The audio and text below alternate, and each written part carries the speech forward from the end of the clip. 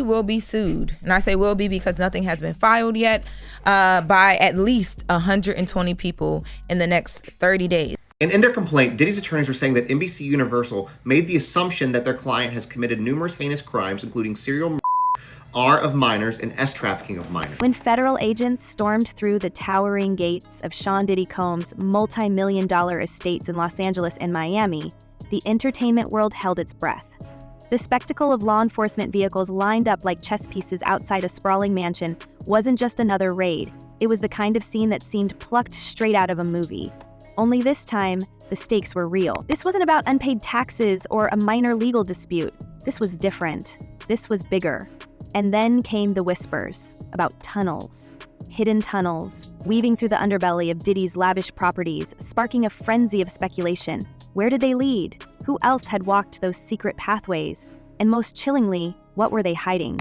Everyone keeps saying to me, like, how did you keep, why did you keep going? Why were you there? I'm like, it literally is around me. If I don't stay at home, this is the atmosphere I'm in. Like, I have no choice. Diddy's Holmby Hills mansion, a property that exudes luxury with its European-style architecture, lagoon-like pool, and grotto, suddenly transformed from a symbol of opulence to something much darker in the public imagination. It wasn't just the 8 bedrooms, the 11 bathrooms, or the private theater that now drew attention. It was that underwater tunnel. A feature that once might have been the envy of celebrity home tours was now the subject of intense scrutiny.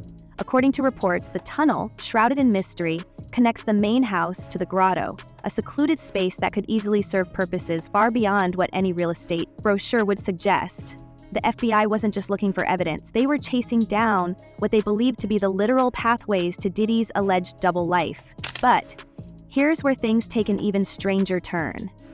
Rumors began swirling that this wasn't just about one underground passage. Some claimed there were multiple tunnels extending far beyond the confines of Diddy's properties. The most explosive allegation? That one of these secret corridors might lead directly to the Harvey family mansion, tying one of Hollywood's most beloved figures, Steve Harvey, into the growing web of intrigue. And he is very, very dominant. Like, he wants to control the situation. He wants to control his inner circle. He wants to make everyone have a good time and enjoy his parties. And so, it is scary because you think, this person or possibly his social network or the people he's around could make or break your career. Now let's be clear. Steve Harvey has built his brand on being the affable, straight-talking everyman, the kind of guy who dishes out relationship advice on morning talk shows and makes audiences laugh on game shows. His image as a family man is as polished as his iconic mustache. But silence in the face of mounting speculation can speak volumes, and Steve Harvey's silence has been deafening. As the whispers grew louder, Harvey offered no comment, no denial, and no public acknowledgement of the rumors. For someone who seems to have an opinion on everything, his refusal to address the alleged tunnel connection struck many as peculiar, if not outright suspicious. The tantalizing idea of a hidden connection between Diddy and the Harveys has set the internet ablaze. Social media detectives are now dissecting every interaction between Diddy and the Harvey family, hunting for clues. Was that casual lunch in Italy where Lori Harvey and Diddy were spotted together really just innocent? Or was it part of a deeper, more orchestrated relationship? And don't forget the infamous matching outfits moment in New York City, the kind of public display that felt too choreographed to brush off as coincidence. People are now asking, was Diddy's connection to the Harveys merely personal? Or was it business? Or worse, was it something far more secretive? I don't know the consequences of what that could have been. So I didn't really talk about it. I should have gone to the police. I should have said something other than to my agent. I'm just thankful that there was somebody there. There was somebody at that party who helped me, because I could have ended up in a really bad situation. The FBI, meanwhile, is leaving no stone unturned, or in this case, no tunnel unexplored. Agents reportedly spent hours combing through Diddy's properties, searching for hidden compartments, documents, and any evidence that could connect the dots in their sprawling investigation. The fact that they're focusing so heavily on these tunnels suggests they know, or at least strongly suspect, something the public doesn't. And let's not overlook the sheer audacity of what these tunnels represent. We're not talking about a quirky architectural feature here. We're talking about potential escape routes, secret meeting spots, or worse, hidden stages where actions unfold far from the prying eyes of the public. He was using, allegedly, these events to invite them back to these private mansion parties and hotel parties and God knows what else. But he was utilizing the branded events to be able to, get the girls to come over to his private spaces. And yet, with every new revelation, Diddy's legal team has doubled down on their narrative. The raids, they insist, were nothing more than an overblown display of force, a witch hunt designed to tarnish their client's reputation. They've dismissed the tunnels as nothing more than extravagant features of a home owned by a man who has always lived life on a grand scale. But the public isn't buying it. You don't dig tunnels like these for convenience, you dig them for secrecy. What makes this even more unsettling is the timing. The FBI's raids come just months before Diddy's court case is set to begin, a case already poised to be one of the most high-profile legal battles in recent memory. The charges against him, ranging from racketeering to allegations that are almost too sordid to repeat, have cast a long shadow over his once untouchable empire. And now, with these tunnels in the mix, the stakes have been raised exponentially. If these pathways connect Diddy not just to other properties but to other people, the implications could be catastrophic, not just for him, but for anyone else who might be implicated. So it sounded crazy, like I said before. They said that 2,300 people reached out to the law firm, and out of the 2,300 people, I guess they decided to go with just a little over 100, which seems like it's they just put out the number and everybody's calling to see if they can get it checked. It's insane. It's insane. Now, again, he did say that nothing has been filed yet because he says he wants to make sure that they do their due diligence and get this right. The Harveys, for their part, continue to maintain an air of business as usual. Lori Harvey, the stepdaughter whose rumored romance with Diddy first raised eyebrows, has been seen jet-setting and attending glamorous events, seemingly unfazed by the storm brewing around her. Steve Harvey, he's been busy promoting his latest projects, keeping his focus squarely on his career.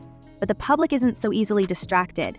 Every move the Harveys make is now being scrutinized for hidden meanings, every word dissected for potential double entendres. It's as though the entire family is walking a tightrope, knowing one misstep could send them plummeting into the scandal they're so desperately trying to avoid. But perhaps the most chilling aspect of all this is how little we still know. The FBI has been tight-lipped about what they've found so far, and Diddy's team is working overtime to control the narrative. Yet, the questions keep piling up. Why were these tunnels built in the first place? What, if anything, do they connect to outside the property? And most importantly, who else knew about them? As the investigation continues to unfold, one thing is clear. This is no ordinary celebrity scandal. This is a labyrinth of secrets, lies, and connections that seem to stretch far beyond Diddy's mansions. And if the tunnels are any indication, we've only just begun to scratch the surface. Not surprised with the decision. I'm surprised that Judge Subramanian entertained it. He held a 2-hour hearing, which we were covering live, and he issued a 5-page written order. Most other judges, including the 2 previous judges, to consider this issue, summarily denied the bail motion.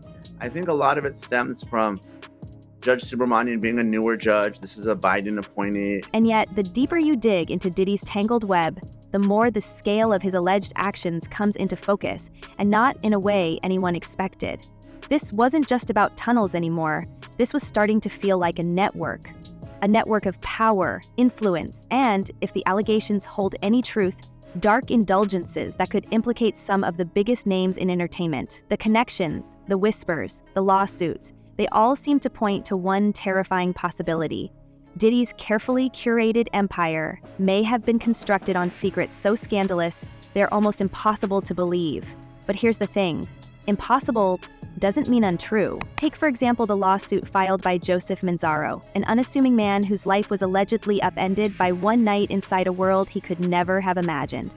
Manzaro claimed he had been invited to what he thought was a high-profile party, only to find himself trapped in a nightmarish scenario orchestrated by Diddy himself.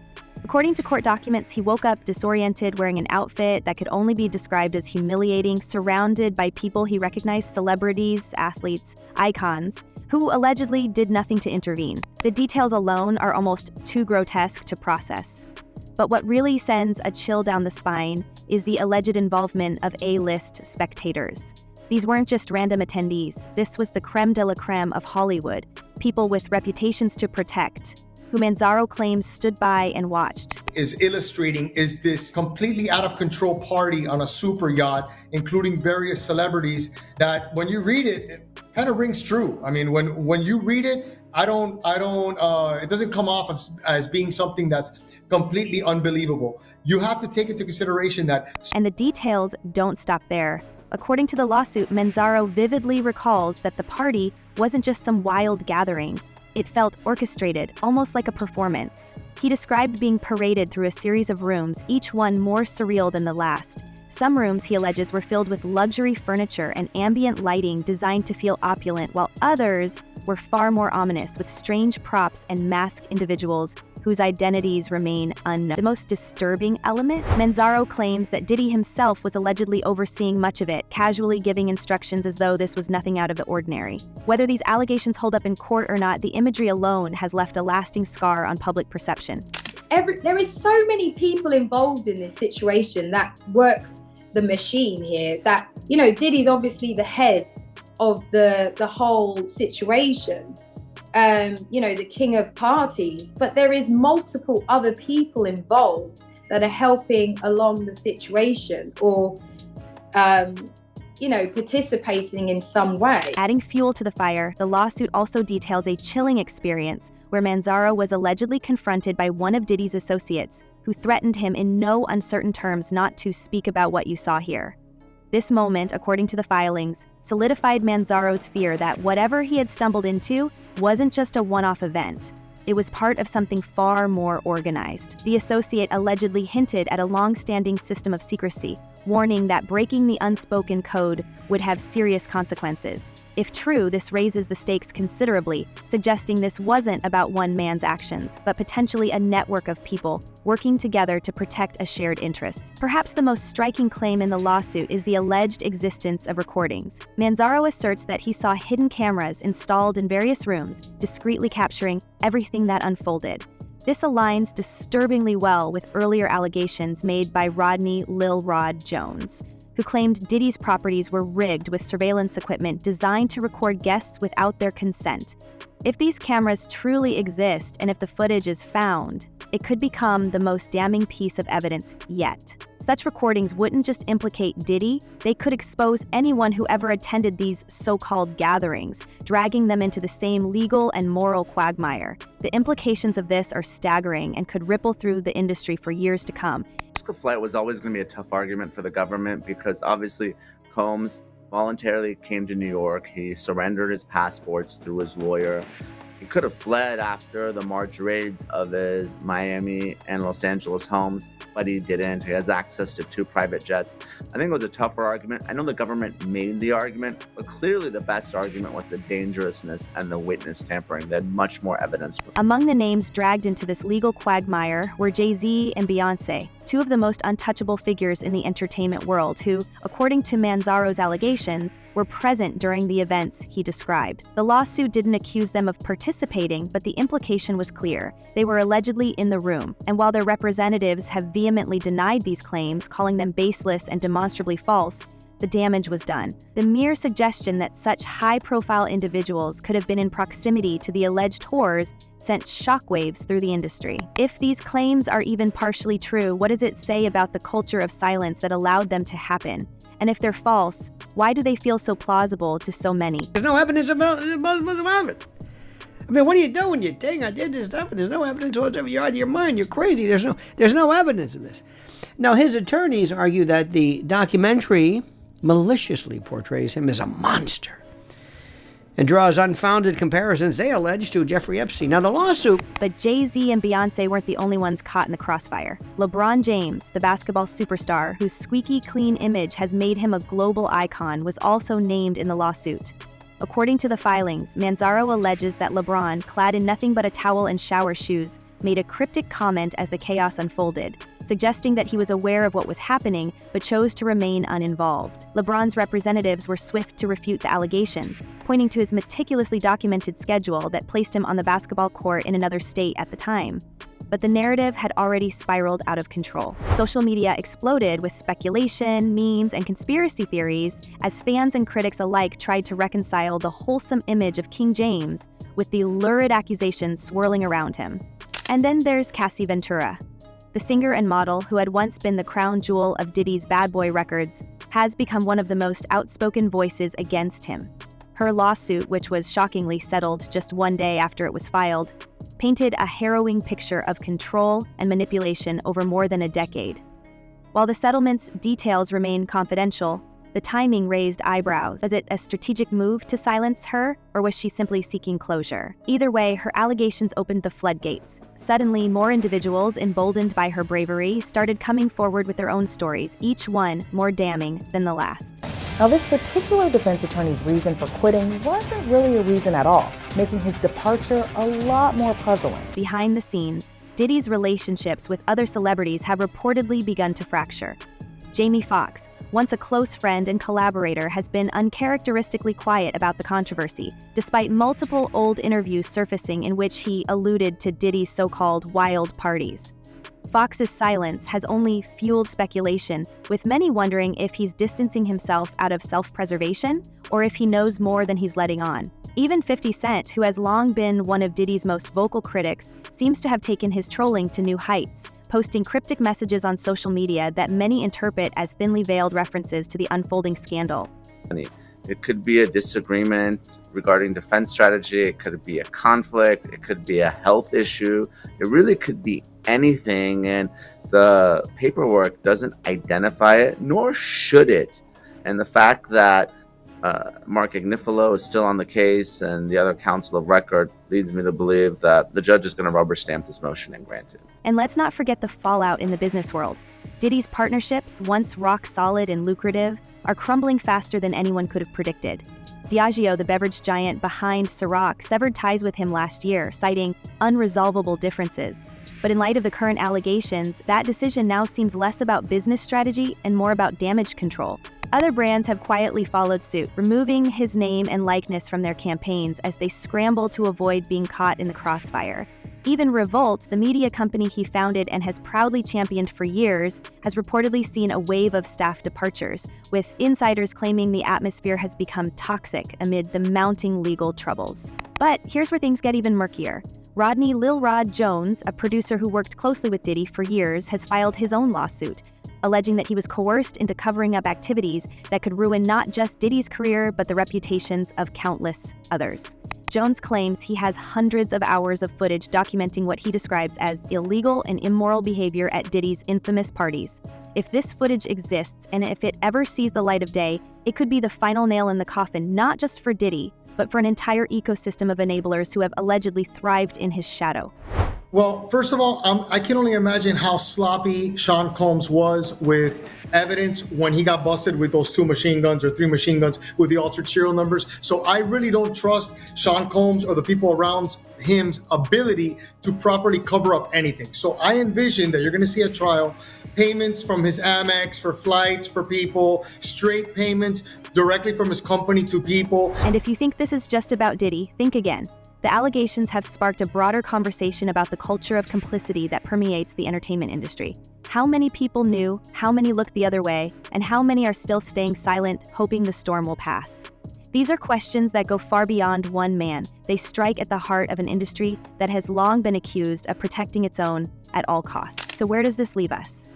Is this the beginning of the end for Diddy, or just another chapter in a saga that seems to defy resolution? And what about the others whose names have been dragged into this mess? Are they victims of false allegations? Or are they simply the tip of the iceberg?